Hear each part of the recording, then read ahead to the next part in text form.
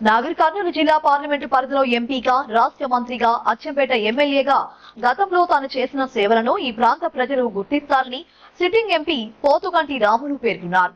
తన సేవలకు గుర్తింపుగా పార్లమెంట్ స్థానంలో బీజేపీ అభ్యర్థి పోతుగంటి భరత్ ప్రసాద్ ను బంపర్ మెజార్టీతో గెలిపిస్తారని ఆశాభావం వ్యక్తం చేశారు.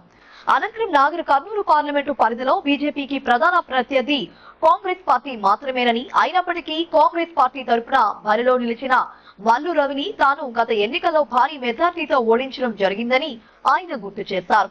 కాగా దేశ ప్రధాని నరేంద్ర మోడీ ఆశీర్వాదంతో అతి చిన్న వయసులోనే భరత్ ప్రసాద్ ఎంపీగా గెలిచి నాగర్ కర్నూలు గడ్డపై బీజేపీ జెండా ఎగురవేయడం ఖాయమని పోతుగంటి రాములు ధీమా వ్యక్తం చేశారు.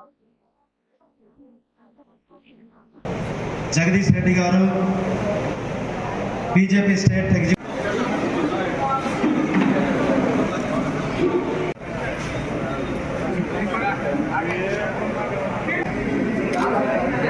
కొంచెం ముంగల్కి రమ్మని లాంగూర్ మండల అధ్యక్ష భాస్కర్ గారు, ప్రెస్ ఫ్రెండ్స్ వాళ్ళకి అందరికీ నమస్తే. ఎలక్షన్ రేవంత్ రెడ్డి ఓన్ మండల్, ఈ మండల్లో ఇత్త పేరు అసెంబ్లీ కన్వీనర్ రన్నయ్య గారు, భాస్కర్ గారు వాళ్ళ కుటుంబమే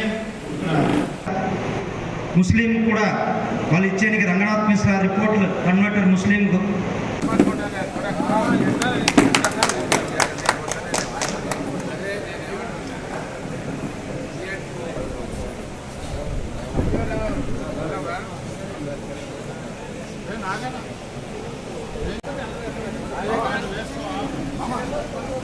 ముందర